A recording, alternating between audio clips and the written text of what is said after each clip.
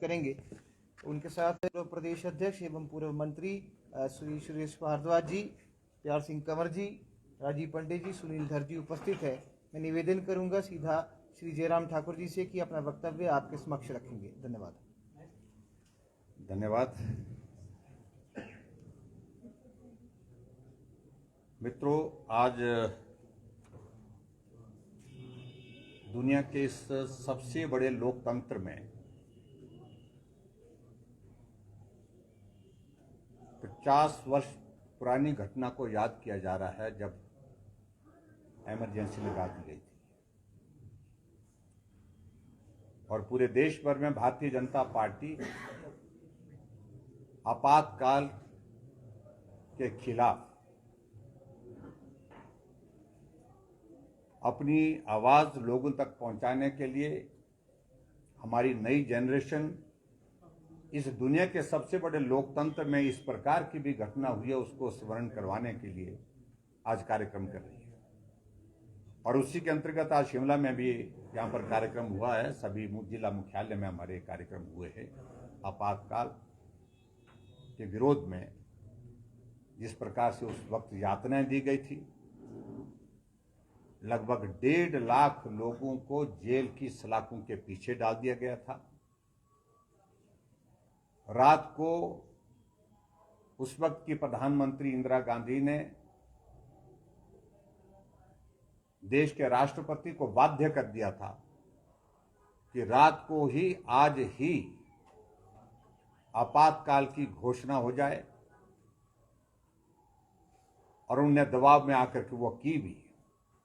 मंत्रिमंडल की बैठक दूसरे दिन। उन सारी डिटेल में मैं समझता हूं कि जाने की आवश्यकता नहीं है। वो एक दौर सब लोगों को याद है जब इंदिरा गांधी का चुनाव जो है अवैध घोषित कर दिया था इलाहाबाद हाई कोर्ट के द्वारा और 6 वर्ष के लिए अयोग्य घोषित कर दिया था चुनाव लड़ने के लिए। इस संदर्भ में जब उनको लगा कि कुर्सी हाथ से जा रही है, सत्ता हाथ से जा रही है और कोई रास्ता नहीं सत्ता में रहने का, तो देश में आपातकाल लागू कर दिया गया था। और उस दौर को हम कभी भूल नहीं सकते हैं। मीडिया कंप्लीट जो है वो सेंसर होकर के होता था, या तो बंद ही था या कोई छपता था तो उसका एक एक अक्षर जो है सरकारी अधिकारी जो पब्लिक रिलेशन डिपार्टमेंट के होते थे वो तय करते थे कि ये कहीं सरकार के खिलाफ तो नहीं है। कुछ अखबारों ने उस वक्त यहां तक के सिर्फ अपना अखबार का नाम छाप करके कॉपियां वितरित की क्योंकि लिखने की के खिलाफ। लेकिन ऐसी सारी चीज का देश जो है वो विरोध करेगा और लोगों की ताकत जनमत के रूप में जो जब 1977 में चुनाव हुआ तो परिणाम ये हुआ कांग्रेस पूरे देश भर में चुनाव हार गई। इंदिरा गांधी भी चुनाव हार गई और संजय गांधी भी चुनाव हार गए। और वहां हमारे आज के इस कार्यक्रम में इन बातों का हमने जहां जिक्र किया वहां हम प्रमुख रूप से इस बात का हम जिक्र, अभी हाल ही में लोकसभा का चुनाव हुआ तो वही कांग्रेस के नेता संविधान की दुहाई देते कि संविधान खतरे में है, लोकतंत्र खतरे में है और संविधान समाप्त कर दिया जाएगा, बदल दिया जाएगा अगर 400 पार हो गए। और इसलिए इस तरह के एक दहशत का माहौल पूरे देश भर में खड़ा करने की कोशिश की कांग्रेस और विपक्ष के लोगों के द्वारा। लेकिन उसके बावजूद भी मैं बधाई देना चाहूंगा देश के यशस्वी प्रधानमंत्री नरेंद्र मोदी जी को कि आजाद भारत के इतिहास में 60 वर्षों के बाद एक व्यक्ति लगातार तीसरी बार प्रधानमंत्री बने तो नरेंद्र मोदी जी बने। आज एनडीए की सरकार है बहुमत के साथ और सरकार चल रही है। लेकिन यह भी मैं देख रहा हूं कि देश के इतिहास में पहली बार यह हो रहा है जब लोकसभा के चुनाव से स्पीकर का चुनाव जो आज तक सर्वसम्मति से होता रहा चाहे सरकारें बहुमत की रही किसी दल की या गठबंधन की सरकारें रही, लेकिन पहली बार देश भर में विपक्ष की ओर से लोकसभा के अध्यक्ष के लिए कैंडिडेट दिया गया है। इससे बड़ा लोकतंत्र मैं समझता हूं कि क्या हो सकता है। और बहुत विचित्र लग रहा है, मैं पिछले कल देख रहा था जब 70 चुनाव के बाद पहली बार समन किया गया, बुलाया गया, तो लोकसभा के सत्र में विपक्ष के लोग संविधान की प्रतियां हाथ में लेकर के चले। आप ही थे जिन्होंने संविधान को तहस नहस किया। आप ही तो थे जो आपातकाल लगा करके आप लोगों ने संविधान के एक नहीं अनेकों चीजें उसमें बदल दी थी। इन सारी बातों का जिक्र मुझे लगता है कि आज के इस दौर में होना यह बहुत आवश्यक है। इसलिए 50 वर्ष बीतने के बाद भी देश उस आपातकाल को कभी ना भूले जिसमें 1.5 लाख से ज्यादा लोगों को जेल की सलाखों के पीछे भेज दिया था। लोकतंत्र की बात करने वाली कांग्रेस पार्टी जिसने 356 का इस्तेमाल 90 बार इस देश में 1947 के बाद किया, आप कल्पना कर सकते हैं 10 वर्ष से भारतीय जनता पार्टी की सरकार और एनडीए की गठबंधन की सरकार पूरे देश भर में चल रही है। चर्चाएं बहुत होती है, लेकिन उसके बावजूद आज तक इसका 356 का इस्तेमाल नहीं किया गया। जबकि हालात इस तरह के पैदा किए गए, वेस्ट बंगाल में इस तरह के जो खुलेआम जो लोगों की हत्याओं का दौर अभी तक भी समाप्त नहीं हुआ। कानून व्यवस्था नाम की कोई चीज नहीं है, सरकार नाम की कोई चीज नहीं वहां पर। उसके बावजूद भी लोकतांत्रिक व्यवस्था में विश्वास व्यक्त करते हुए किसी भी सरकार के खिलाफ इस तरह का कदम नहीं उठाया जो कांग्रेस ने 90 बार उठाया 356 का इस्तेमाल करने का। तो ये इतिहास के हिस्से हैं। तो मैं आज के इस संदर्भ में सिर्फ प्रमुख रूप से तो इस विषय को लेकर के बात कहना चाह रहा हूं, लेकिन इसके साथ साथ मैं और भी कहना चाह रहा हूं कि अभी हाल ही में लोकसभा का चुनाव संपन्न हुआ। कांग्रेस हारी है, 68 में से 61 सीटों पर चुनाव हारी है। और जिस तरह से हम देख रहे हैं कि सरकार की पूरी ताकत सिर्फ कुर्सी बचाने के लिए लगी है। मुख्यमंत्री सिर्फ कुछ नहीं कर रहे हैं, एक ही काम कर रहे हैं कि मेरी कुर्सी सलामत किस प्रकार से रहे।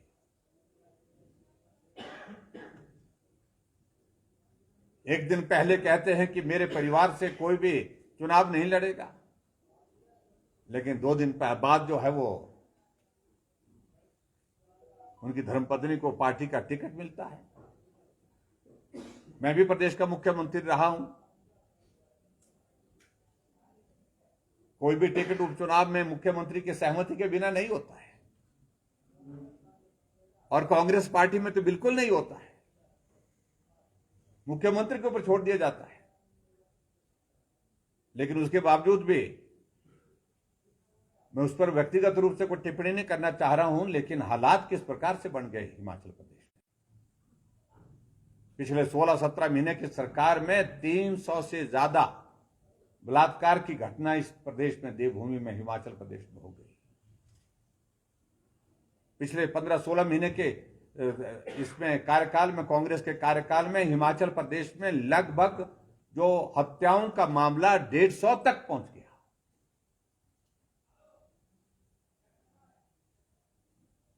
और ऊपर से मैं इस बात का मैं जिक्र जरूर करना चाहूँ, हाल ही में जो घटना जो हम सुनते थे, कभी यूपी में होती थी, कभी बिहार में होती थी, कभी दूसरे प्रदेशों में होती थी, कि जुडिशियल कॉम्प्लेक्स में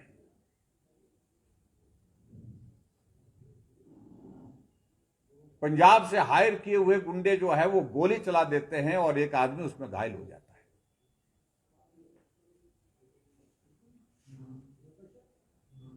और जो गोली चलाने वाला जो लोग जहां पर बुलाए गए थे, वो जो भाड़े पर लाए गए थे, पैसा दे करके लाए थे,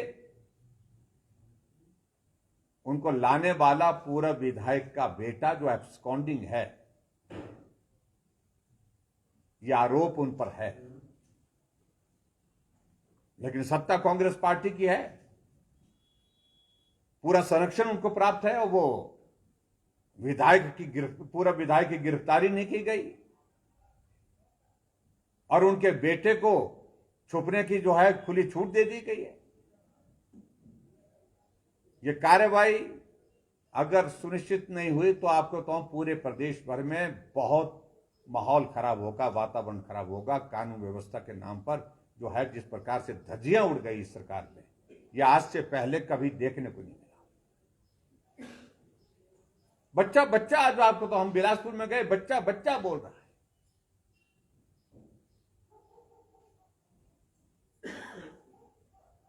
कि चिट्टे का पूरा धंधा इनके सल्तनत में चलता था और चिट्टे की अगर बात कहूं मैं पूरे प्रदेश भर में जो हालात पैदा हुए हैं, क्योंकि सरकार का ध्यान तो उस तरफ है ही नहीं, कानून व्यवस्था पर ध्यान नहीं है। नशे की जो सारा ये दौर चल रहा है, चिट्टे का जो दौर चल रहा है, इसको रोकने के लिए कोई कारगर कदम उठाए, ये तो प्राथमिकता है ही नहीं। और प्राथमिकता होगी भी कैसे जब इनके नेता ही उसमें संलिप्त है। ये बहुत बड़ा चिंता का विषय है। इतनी बड़ी घटना होने के बावजूद भी अभी तक जो है कह रहे हैं कि हम सबूत तलाश रहे हैं, कार्रवाई अभी तक हुई नहीं है। इसका अर्थ यही है कि सरकार के संरक्षण में हो रहा है जो कुछ भी हो रहा है, और मुख्यमंत्री जी को सारी चीजों की जानकारी है, लेकिन उसके बावजूद भी कार्रवाई नहीं होती है। इसलिए भारतीय जनता पार्टी ने तय किया है कि ये कानून व्यवस्था का मुद्दा ये लोगों तक ले जाने का हमने फैसला किया।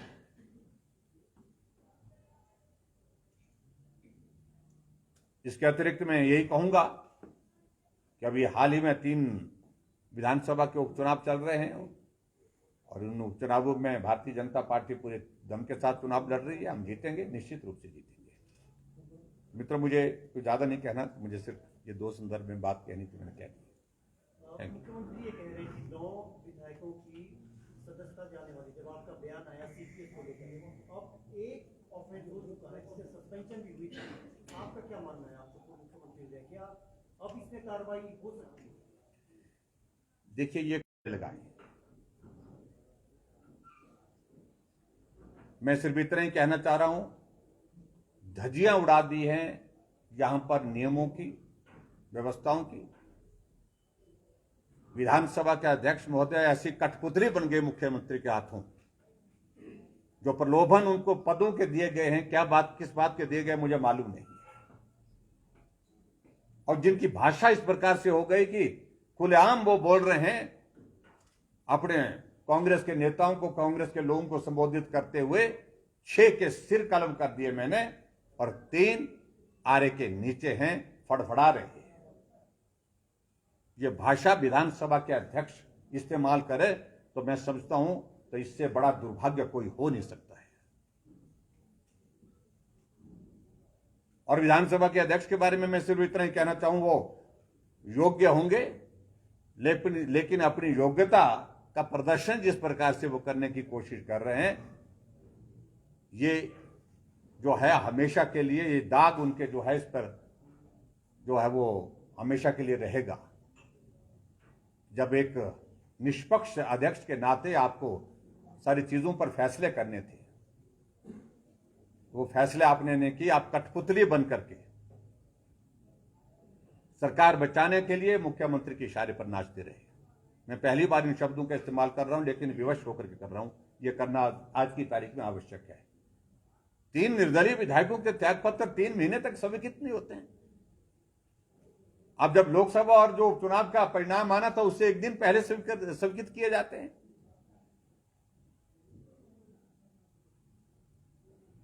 लेकिन मैं कह रहा हूं, दावा जो मर्जी करें सरकार को बचाने के लिए, लेकिन सरकार उसके बावजूद भी मुझे लगता है बचेगी नहीं, हमारी वजह से नहीं, अपने जो कांग्रेस के नेता हैं जिस वजह से उनको पहले भी खतरा हुआ, ये खतरा आज भी कायम है। और जो आप पूछ रहे हैं विशेष तौर से जो 9 विधायकों का, 9 विधायकों को ना निलंबित कर सकते हैं। अब जो कार्रवाई होनी थी वो एक बार हो गई, निलंबित हो गया, 15 विधायकों का कर दिया था उनने विधानसभा से, लेकिन उनकी सदस्यता समाप्त करने की जो बातें कह रहे हैं, तो इसका मतलब उनके दिमाग में यही बात चल रही है कि अगर सीपीएस के मामले में अगर हाई कोर्ट का फैसला उनके पक्ष में नहीं आता है तो हम इस फैसले से सरकार को बचाने का प्रयत्न करेंगे, जो कभी भी संभव नहीं हो पाएगा।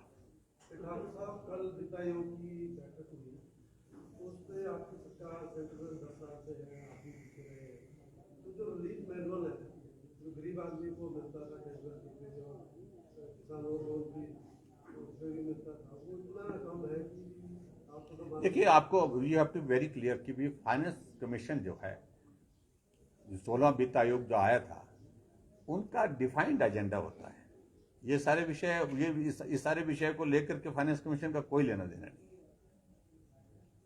उनका तो यह है जो टैक्सेस इकट्ठा होते हैं उसका डेवल्यूशन जो है, उसका वितरण राज्यों में किस तरह से करना है, वो उनका बेसिक जो है कॉन्सेप्ट होता है। ने अपनी बातें कही, त्रासदी हुई, हमने भी तो कहा है, हमने तो सरकार ने जो बातें कही है, हमने अपनी शब्दों में उन बातों का जिक्र किया है। मैं भी कल गया था उस बैठक में, हमने अपने ओर से हमने कहा है हिमाचल के लिए मदद होनी चाहिए।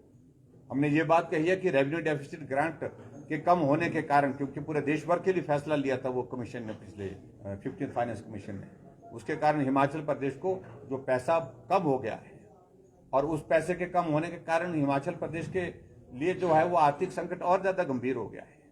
और इसके अतिरिक्त हमने और कहा है कि स्पेशल ग्रांट हिमाचल प्रदेश को कुछ सेक्टर में मिलनी चाहिए थी। जैसे हमने कहा कि एयरपोर्ट के लिए हमारे हिमाचल प्रदेश में मंडी एयरपोर्ट के लिए 1000 करोड़ की रिकमेंडेशन की है फाइनेंस कमीशन ने, 15 फाइनेंस कमीशन ने 400 करोड़ रुपीज की कांगड़ा एयरपोर्ट के लिए एक्सपेंशन के लिए रिकमेंडेशन की है।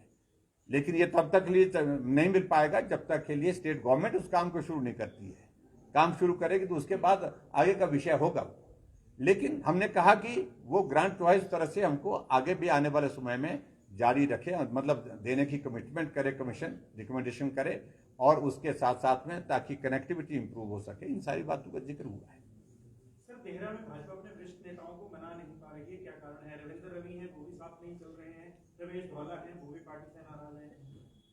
देखिए, सब चले हैं साथ में, आपको नहीं मिले होंगे वो लोग, लेकिन इतना मैं जरूर कहना चाहता हूं कि सबके साथ पार्टी का हमारा शीर्ष नेतृत्व विचार कर रहा है, बातचीत कर रहा है, संवाद में है, और मुझे पूरा भरोसा है कि आने वाले समय में वो काम करेंगे।